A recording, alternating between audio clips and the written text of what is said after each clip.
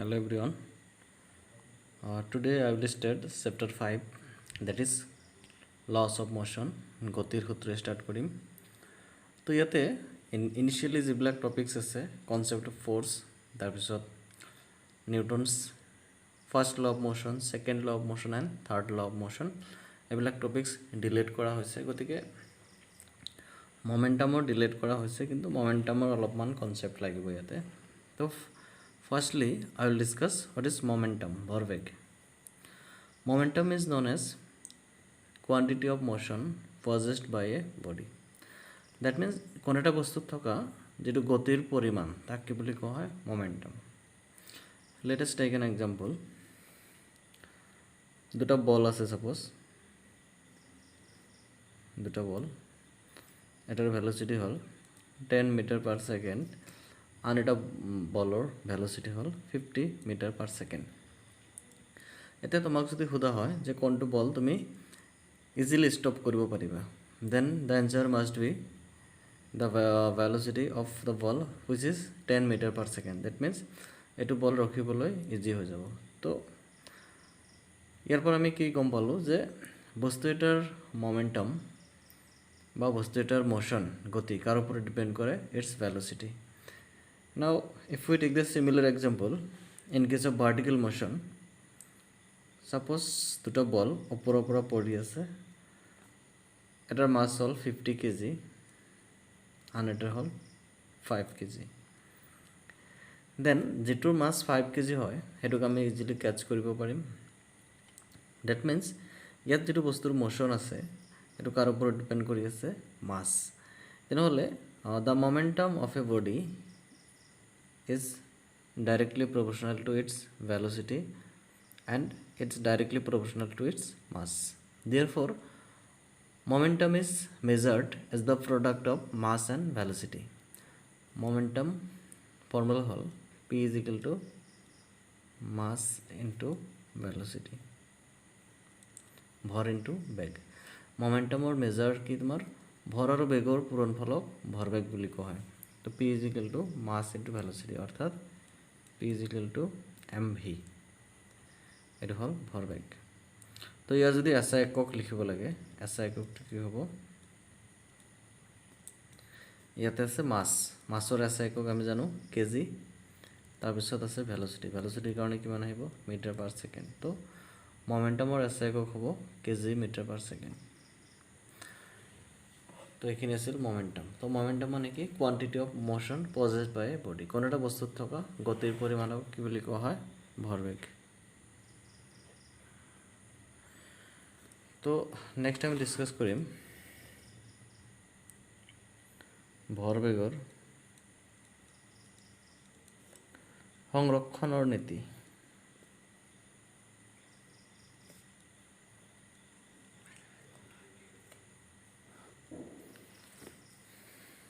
conservation of linear momentum.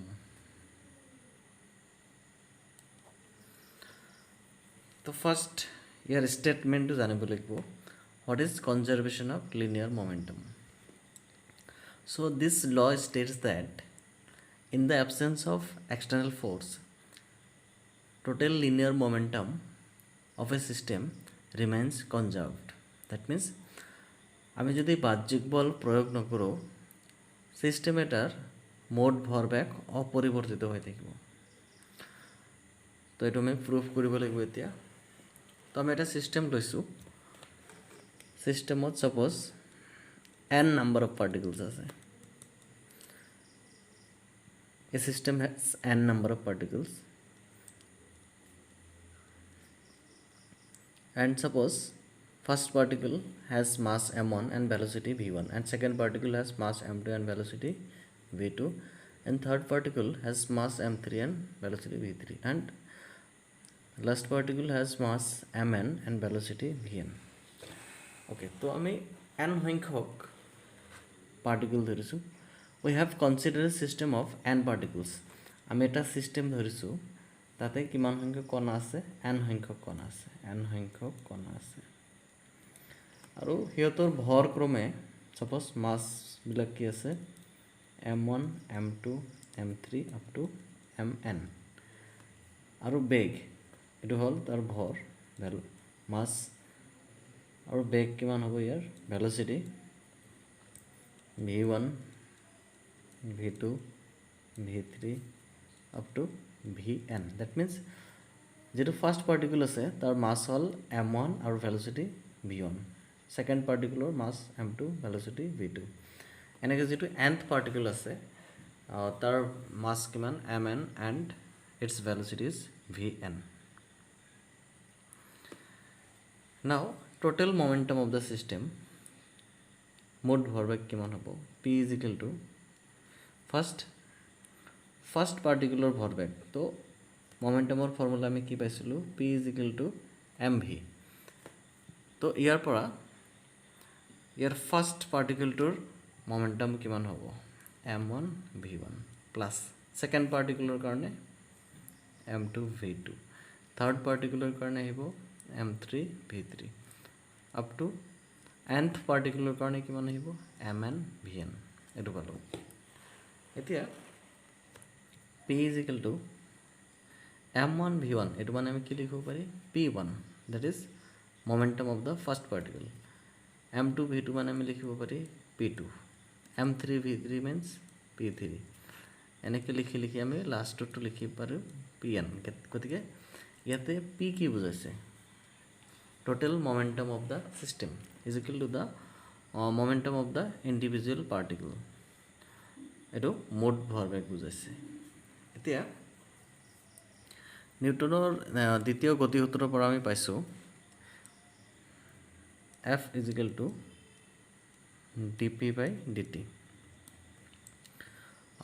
rate of change of momentum is equal to applied external force এতিয়া যদি তোমাৰ external force যদি আমি apply নকৰো if no external force is applied যদি কোনো বাহ্যিক বল প্ৰয়োগ কৰা নহয় তেনেহলে F ৰ মানটো কিমান হ'ব 0 হ'ব F ৰ মান যদি 0 হয় এটো suppose equation number 1 আৰু এটো 2 then 2 implies আমি কি লিখিব পাৰি f যদি 0 হয় ইয়াৰ পৰা dp by dt ৰ মান কিমান হ'ব 0 হ'ব dp by dt মানে কি বুজাইছে rate of change of momentum কোন এটা বস্তুৰ ভৰবেগৰ পৰিৱৰ্তন এতিয়া dp by dt is equal to 0 হোৱা মানে কি কোন এটা বস্তুৰ ভৰবেগৰ পৰিৱৰ্তন হোৱাই নাই গতিকে ভৰবেগৰ পৰিৱৰ্তন হোৱা নাই মানে কি ভৰবেগটো কনস্ট্যান্ট আছে তেনেহলে dp by dt is equal to 0 means ভৰবেগৰ পৰিৱৰ্তন হোৱা নাই momentum change হোৱা নাই that means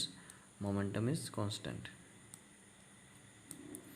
p is equal to constant or p is equal to আমি কিমান পাইছিলো ইকুৱেশ্যন নম্বৰ 1 ৰ পৰা p1 p2 p3 that means p তে আমি লিখিম p1 plus p2 plus p3 up to pn is equal to কি হ'ব এটা constant হ'ব that means আমি ক'ব পাৰি কি from this line if there is no external force the total linear momentum of the system is conserved or constant ইয়াতে f is equal to 0 মানে কি আমি কোনো external force apply কৰা নাই আৰু যদি কোনো external force apply নকৰো the total linear momentum of the system will be conserved okay